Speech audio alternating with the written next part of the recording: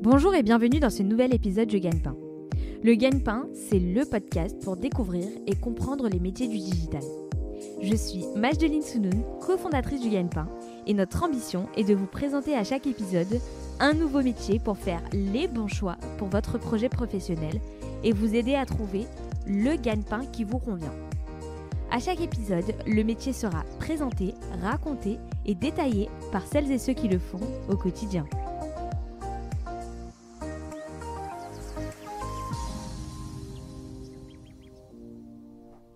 Bonjour Jordan. Bonjour.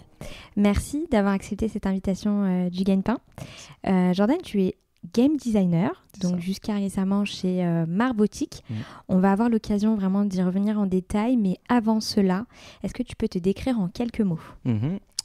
Du coup, moi j'ai 27 ans, j'ai grandi et j'ai vécu toute ma vie jusqu'à très récemment à Bordeaux, où j'y ai fait mes études, mes premières expériences, etc. J'ai eu un parcours assez classique, bac S en 2013 je crois. Après ça, j'ai fait une licence de cinéma à l'université de Bordeaux, où vraiment un enseignement un peu théorique sur le cinéma, l'histoire, etc. Avant d'intégrer un bachelor de Game and Creative Coding, qui est vraiment la formation que j'ai actuellement de game designer. Est-ce que tu peux nous présenter ton parcours professionnel ? J'ai eu mon premier vraiment stage dans le milieu dans lequel je travaille actuellement en deuxième année de bachelor, donc il y a 4 ans je crois. En tant que testeur QA, donc QA c'est qualité assurance, c'est vraiment tester la qualité des jeux, produits, etc.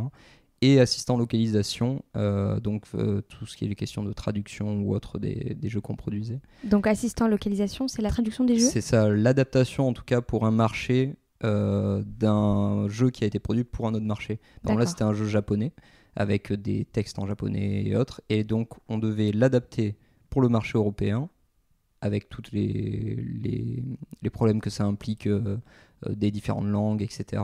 Et aussi l'adapter pour les autres marchés après à l'international. Du coup, j'ai fait ça pendant 6 mois chez Gumi Europe, qui était une entreprise qui faisait des jeux mobiles. Après ça, je suis revenu à Bordeaux pour faire ma dernière année de bachelor. Et j'ai, en parallèle de travailler sur mon dernier projet de jeu dans le cadre du bachelor, j'ai fait avec Marbotique, donc j'ai approché Marbotique qui est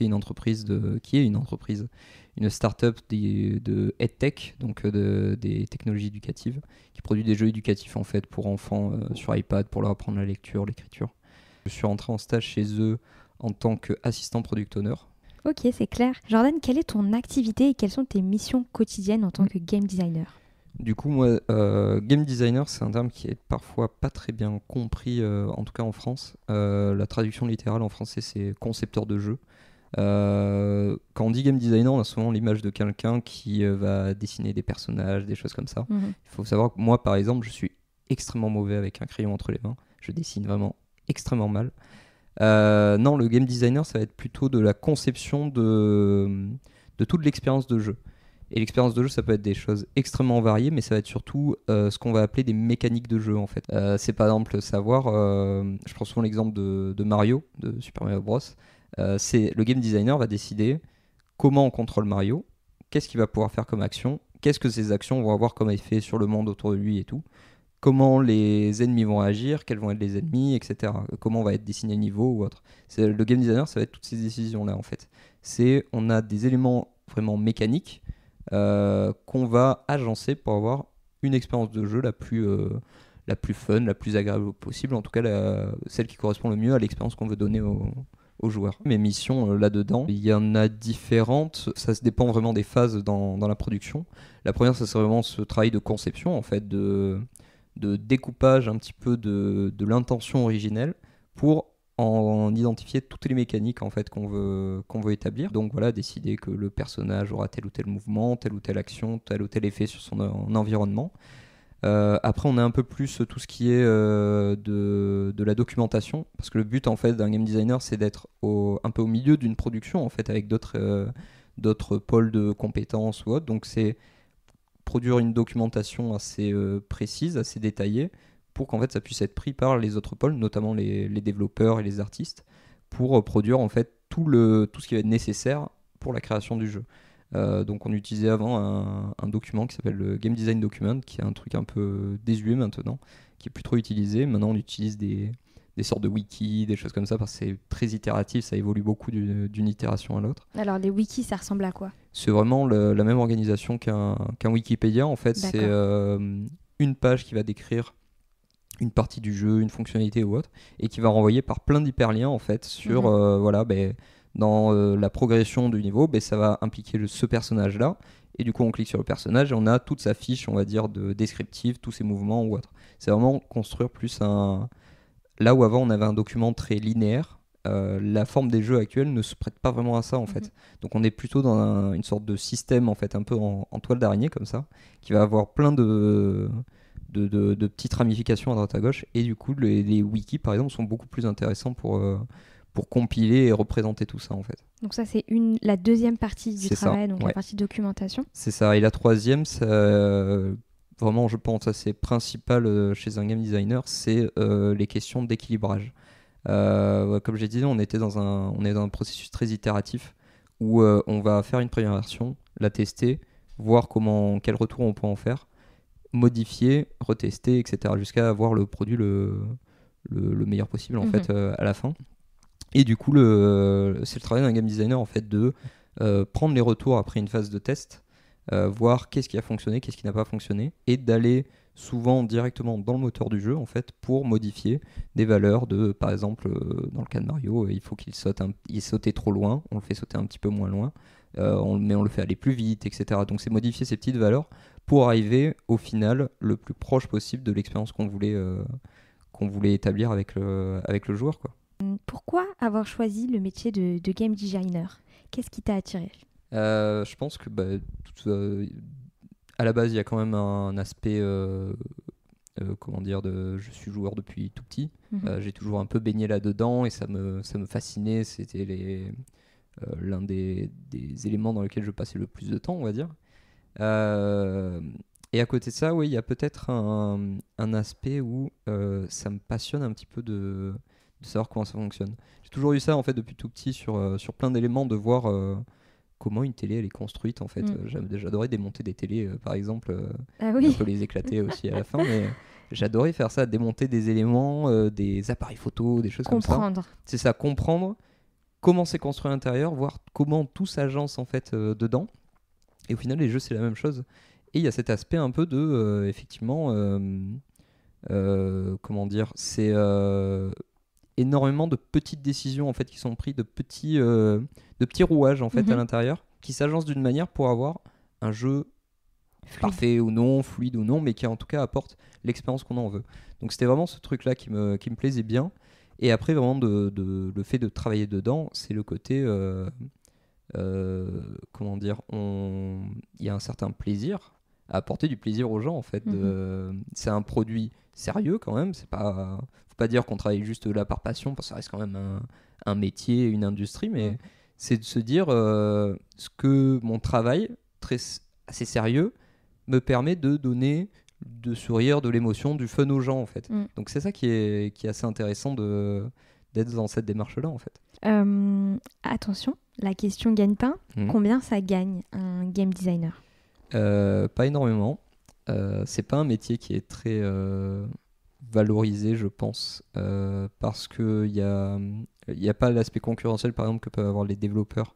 Un développeur qui est dans le jeu vidéo mais qui n'est pas bien payé, il s'en fout un petit peu parce qu'il peut aller voir une banque ou autre et il aura 30% de plus ou autre. C'est assez facile en fait, il y a beaucoup de transversalité entre les milieux comme ça. Un game designer, c'est vraiment celui qui fait le sel, on va dire, de développement d'un jeu. C'est le concepteur du jeu en fait. Donc on n'a pas vraiment cet aspect un peu concurrentiel.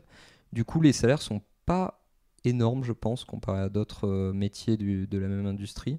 Je crois qu'en début de carrière on est à peu près entre 26 et 30 000 euros bruts à l'année. Et on peut monter après quelques années entre 35 et 45, des choses comme ça. Après, en fait, toutes les autres évolutions qu'on peut avoir, c'est plus en allant sur des postes à responsabilité, vraiment sur des spécialisations de management ou autre, Donc on passe souvent de junior à senior en tant que game designer, et après on prend le statut de lead ou autre, et là on est plus sur un poste de manager plutôt qu'autre chose. On n'a plus vraiment les mêmes contraintes à ce moment-là. Merci Jordan. Quelle a été ta plus grande surprise dans le métier de game designer ? Effectivement, c'était vu que c'est quelque chose que je veux faire depuis tout petit en fait, d'être game designer depuis que je suis vraiment enfant. Je me renseignais beaucoup quand j'étais enfant sur les grands game designers, parce qu'il y a quand même des noms qui sont très connus dans la profession. Et il y avait toujours cet aspect un peu, c'est la tête pensante.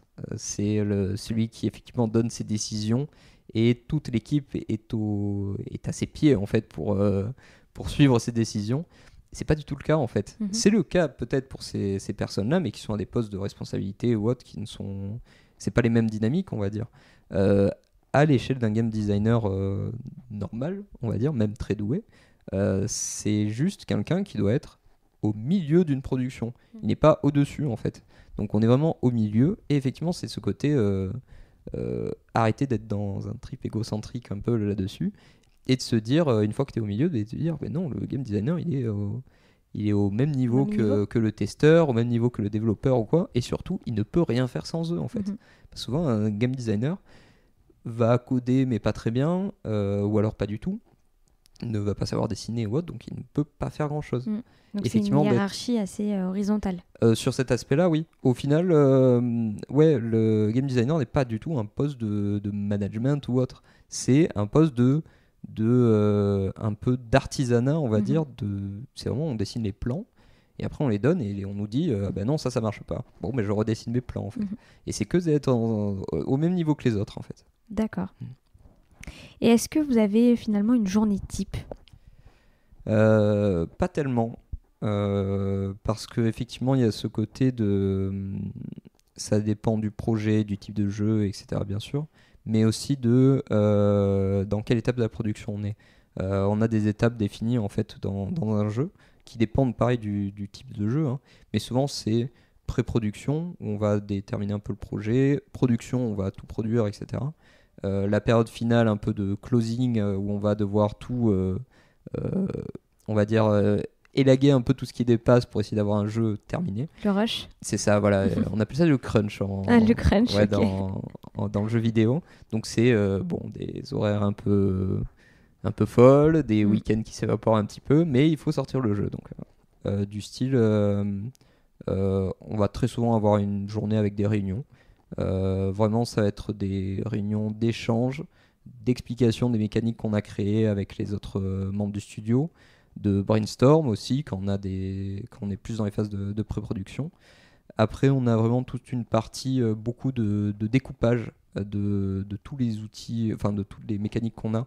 Donc c'est vraiment être dans son coin et ce qu'on appelle vraiment faire le breakdown de tout ça, donc d'identifier tous les éléments qu'on va devoir créer, et surtout commencer à les designer, les agencer, etc. Et après, effectivement, il y a cette partie aussi, souvent, qui arrive plutôt vers la fin des productions, de balancing, donc d'équilibrage, où on va prendre une version du jeu, la tester, la lancer. Est-ce qu'elle fonctionne? Est-ce qu'elle a des soucis? Les voir, les consigner d'un côté, soit faire ces modifications soi-même dans le moteur de jeu, soit demander à des développeurs ou autres de les changer et de redémarrer en fait ce cycle-là. Jordan, j'aimerais maintenant qu'on parle un peu de la formation. Est-ce que toi, tu connais des bonnes formations pour le métier de game designer ? Il y a, surtout en France, on a des très très bonnes formations qui sont reconnues à l'international. On a 3 écoles qui sont extrêmement reconnues, et plein de petites autres écoles, souvent privées après sur le côté. Donc les 3 grandes écoles, c'est Supinfo à Valenciennes, Supinfo Game du coup pour la branche jeu, Isart Digital à Paris, et l'Engmin à Angoulême, qui a le statut un peu particulier où c'est, je crois, la seule formation publique en fait. C'est rattaché à l'université de Poitiers, et c'est un master public en fait. Sauf qu'il y a très peu de places. C'est vraiment des promos de 18 élèves, je crois, tous les ans. C'est très peu. Pour peut-être 1000 ou 2000 personnes qui postulent là-bas à chaque promo.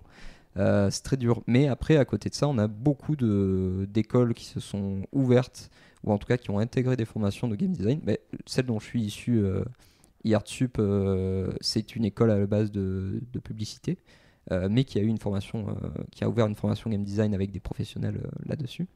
Donc effectivement, non, il y a de tout et n'importe quoi, mais ces 3 grandes écoles-là sont souvent un peu celles qui se dessinent.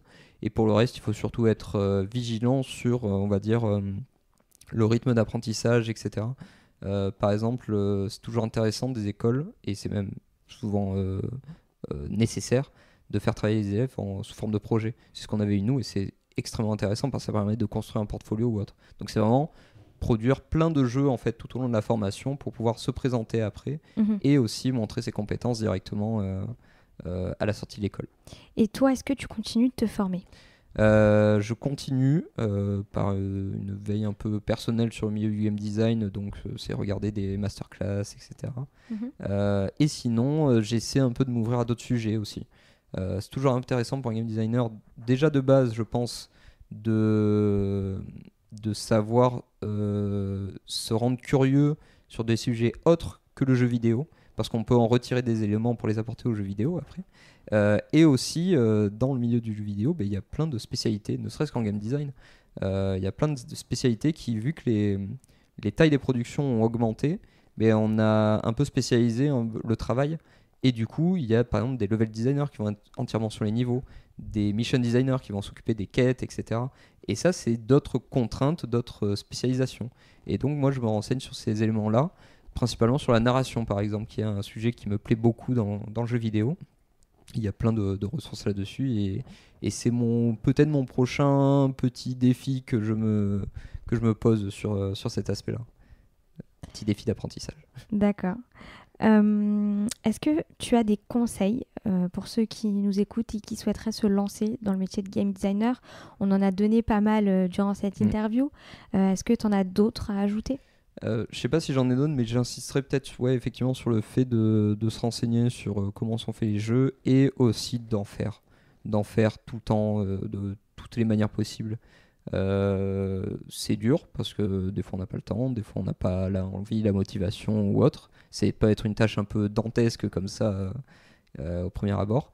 Il y a on va dire des sortes de manifestations en France qui permettent de se donner un petit coup de pied dans le derrière pour avancer. C'est un truc qui s'appelle les Game Jams, c'est un truc à l'international et qui est super intéressant et beaucoup suivi en France. Donc c'est des réunions de développeurs, amateurs, professionnels ou autres, qui se réunissent dans des lieux en fait, qui vont former des équipes souvent un peu au hasard, et un thème ou une contrainte va être donnée, et les gens ont 48 heures pour faire un jeu. Donc sur un week-end. Et c'est le but vraiment de ces on va dire de ces événements-là, c'est d'apprendre quelque chose. C'est de sortir de sa zone de confort ou alors de se spécialiser dans quelque chose ou autre. Il y a toujours beaucoup trop de trucs à faire à chaque fois. On fait toujours des tout petits jeux, mais ça permet quand même de se former sur un moteur qu'on avait envie d'essayer, ou alors de se perfectionner sur quelque chose qu'on maîtrisait déjà mais on voulait aller un peu plus loin, d'explorer une voie sur tel ou tel type de jeu ou autre, et aussi de pouvoir, souvent ce qui est très intéressant, c'est de voir d'autres personnes, de travailler avec d'autres personnes, et même de voir d'autres méthodes de travail ou autre. C'est super intéressant là-dessus. Et pareil, ça construit un portfolio. Après, il y a beaucoup de jeux qui ont même été des petits prototypes réalisés en 48 heures qui sont devenus après des jeux commerciaux parce que les gros attraits au public ou autre. Et après, on décide d'aller plus loin, de l'étoffer un peu, et ça fait un jeu tout à fait honorable, tout à fait correct en fait, qui sort dans le public. Super. On parlait tout à l'heure de films, de séries, de podcasts. Tu m'as dit que tu étais un grand consommateur de podcasts. Est-ce que peut-être tu en as certains en rapport avec ton métier que tu pourrais conseiller ? En rapport avec mon métier, dans le podcast, effectivement, j'en écoute beaucoup, souvent en anglais. Parce que c'est, comme j'ai dit, c'est ce qui a la majeure partie qui sort sur internet, c'est comme ça en fait.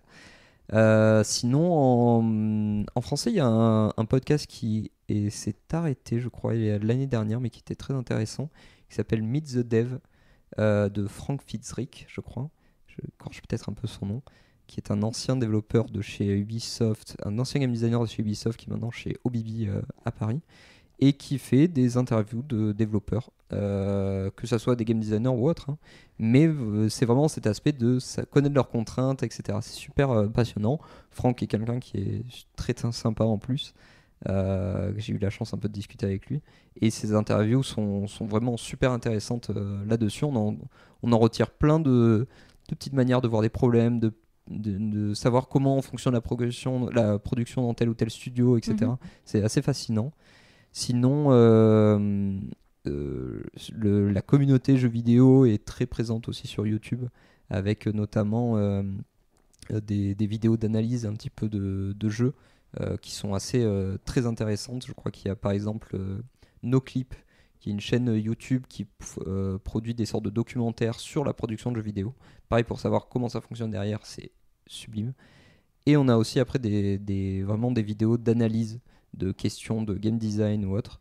Il y a par exemple le Game Maker's Toolkit de Mark Brown sur YouTube qui va prendre un jeu ou une mécanique d'un jeu et il va la décortiquer, l'expliquer, en voir vraiment la dynamique, etc.